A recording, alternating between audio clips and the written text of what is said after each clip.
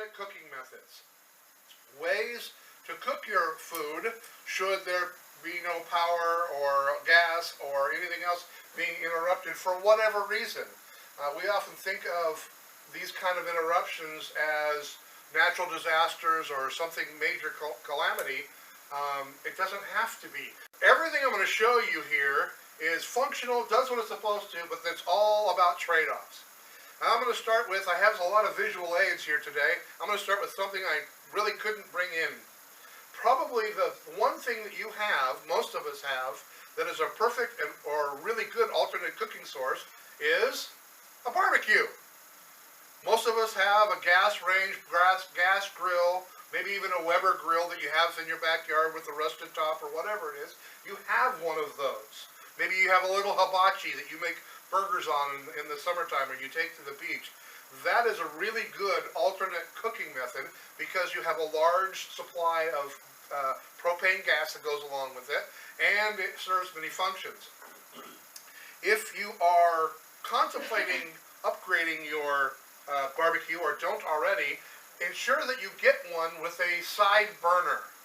So it has the barbecue grill lid, but it also has the side burner. If you sit there and go, well, I really don't have any need for that. I don't really need the side burner. If you get one, you'll really appreciate the fact that you're having burgers and corn on the cob for a picnic with your family. It's really nice when it's 95 degrees not to have to boil water inside your house. You can boil the water for the corn on the cob outside, and so it keeps your house cooler. Also, for alternate cooking methods, you have the burner. It's really inefficient to light your entire barbecue just to put a pot on to cook with it.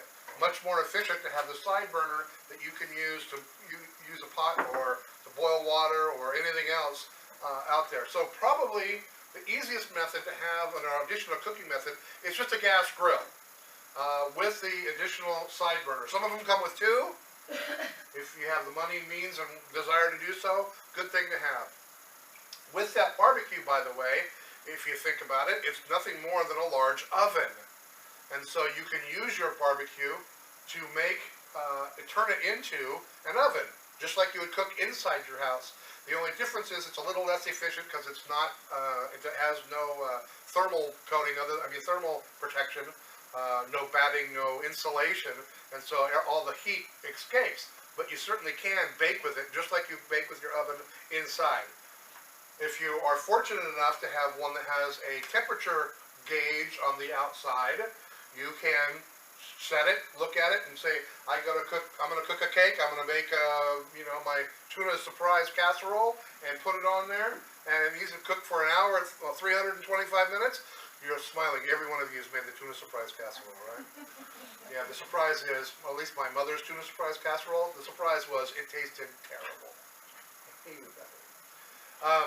But if you have the thermometer on the outside, you 350, you turn it up, adjust the temperature to 350 for an hour.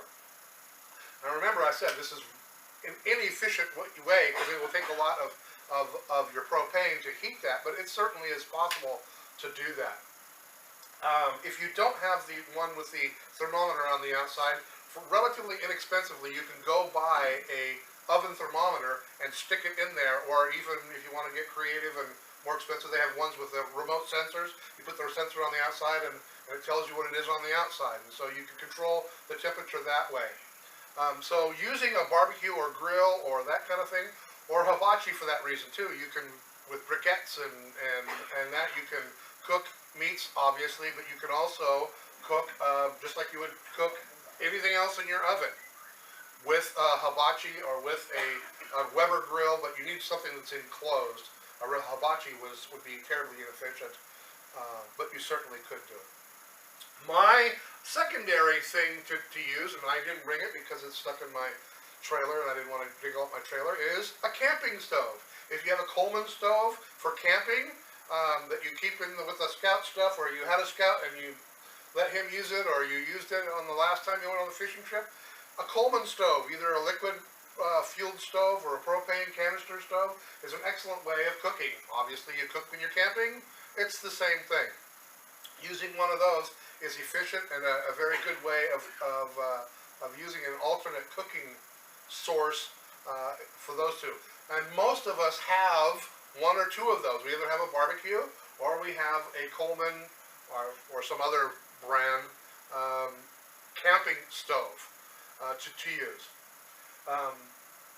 And so those are ones that most people already have, that you already have to make sure that to cook alternately. Stepping down the line from that, I should maybe not down the line, is something like this. This is a butane-powered stove. You might have seen these at somebody who's cooking outdoors. They use them a lot in cooking shows. They use them in restaurants that serve stuff outside.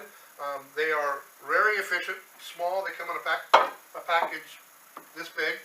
They're not terribly expensive. I believe I got this one on sale. Normally about $25 a piece, but they go on sale. I believe I got this one for $14.99, for 15 bucks. And what they do is they take these canisters. These are a butane canister, one-time use. The side pops open. The canister fits in, closes up.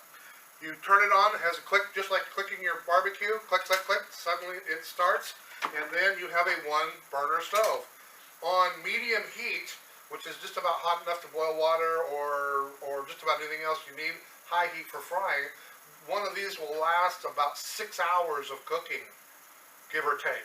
One of the grill and the canisters, especially if you get it on sale, you have the cooking device and enough fuel to, if you were stingy with it, to cook for 3 to 5 days, maybe more, for about 20 bucks. And so I really like these. Unlike your barbecue, if you had your barbecue and you have to leave your house for some reason, it's kind of hard to pack your barbecue. That's why I didn't bring it today. It's not small enough. But this is very portable. Easy to take with you, very light. It weighs, with all the canisters, weighs less than about 4 or 5 pounds. And in fact, I carry mine, and Salvation Army was good enough to give me one of their bags. I carry all the fuel and everything else in that. Other alternate cooking supplies. This is a fold-up stove. These fold-up stoves are very nice for 72-hour kits or those kind of things. And they take what looks like a sterno can. This is not a sterno can. Sterno cans are made for warming food. They don't get hot enough to actually cook anything. It won't get hot enough to boil water. They maintain a warm temperature, but not hot. These canisters, they're called canned heat, or heat cells, I should say. These are much harder than your standard sterno cans. But these are gel and last a very long time. And simply the same thing. You put a pot on, put the can in, light it, and you're off to the races. Pretty simple. This can also be used with one of my other favorite cooking methods. For this or just about anything else you can improvise. This is a can that had I think a Costco chicken or something like that in it. It's an aluminum tin with cardboard, lint, and wax from old candles. And so it literally cost me nothing. I had the cardboard laying around, I had the old candles laying around. I took the tin, cleaned it off, and melted the wax and put it in the can. When lit, this will light for, I don't know, ever. It lasts a very, very long time. And will cook, and will boil a small amount of water, which we'll get to in a minute. Also will work in this fold-up stove. And so you have the ability to use this. This is my other favorite thing. This is, actually, as odd as it seems, this is a Christmas present for my daughter. I make these, but she made them and gave them to me. What they are is egg crate. Same thing, it's lint from your dryer and wax. And you pour it into the egg crate. You cut one of these off and just light the cardboard, and this little cube will last for about 15 minutes. 2 of these is enough to boil 2 cups of water. That's really dirty. So it's going to get your pot all dirty, but it is a very easy way of starting a fire, maintaining a fire, and it'll just burn like crazy for about 15 or 20 minutes. plenty of time to boil water. But these are also a really good fuel source in something like this as well. Or if you don't have something like that, you can literally just stack cans up and put a pot on it and put one of these underneath, and you're off to the races. The last one, or I should say maybe not last, but is this one is also a folding stove, but much more compact than this one is and much lighter. In fact, this is the one that I keep in my truck for emergency purposes. And it is a stove that uses these blocks of, one of these is enough to boil 2 cups of water. It will burn for about 15 minutes and boil 2 cups of water. You simply put one in the bottom, put your pot on top. The pot's small enough for that.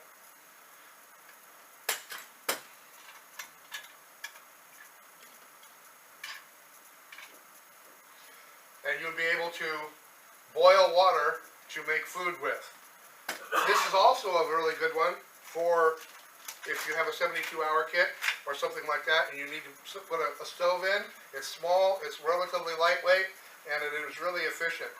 Also, this kind of stove, as well as this kind of stove, you can use 1 or 2 briquettes. Light a briquette and put it under there, and it will also burn to give you heat. How many of you have ever seen an MRE, a meal ready to eat that the military have? Right? They are self-heating, right? They have a little heat. Don't laugh. They have everybody laughs when you say MREs. Some of them, not all of them, are really good. Well, this is a much larger, but a heating unit, just like the MRE. It is, you know those hand warmers you stick in the winter, you put your pockets in? Same thing, except on a larger scale. And this is big enough to put something like this, or a pot, or a food source, a can of food, or anything else in. And it is a one-time use, but it will cook up to a number 6 can, or 2 of them, of food.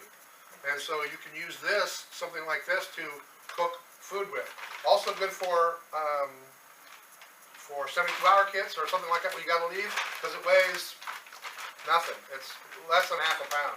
It's a little bulky, but it is quite good for heating elements. Now let's talk about a couple of other things when we're talking about cooking. I remember I kept talking about boiling a cup or 2 of water. When you have a limited source of fuel, you want to use the least amount of fuel to do whatever you need to do, right? If you're making hot chocolate for you and 2 people, you don't need a gallon of water to boil. And normally you just go to the kitchen, go to the sink, pour some in a pot, put it on there, you fill up the hot chocolate and throw the other water away. Well, that's an inefficient use of water, A. B, and it takes a lot more fuel to bring that 4 cups of water up to boil when you only need 1.5 or maybe 2. And so having pots or having stuff that is smaller and gives you the ability to cook a much smaller quantity of water, a smaller pot, and only boil the amount of water that you need to make whatever meal you're making. It doesn't waste water, and it doesn't waste any fuel, because the more water you have, the longer it takes for that water to come to a boil. So you want to use pots or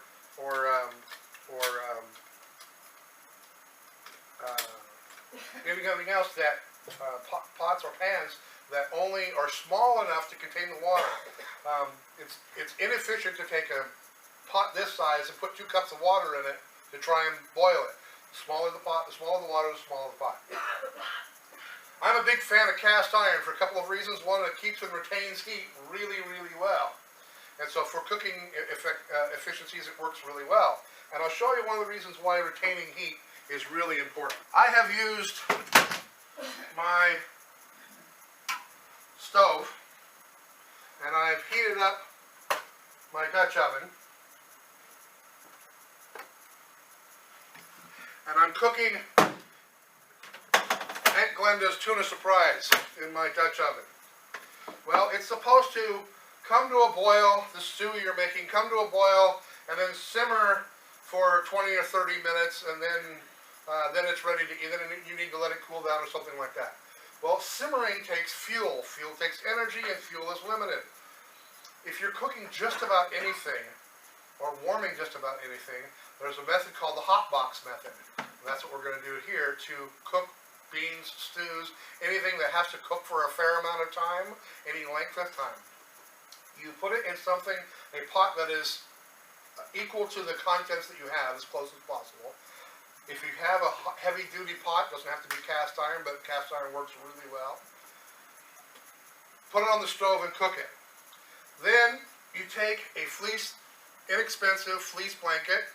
Most of them are inexpensive, or I've seen people use sleeping bags, an old sleeping bag if you happen to have one, but this works quite well.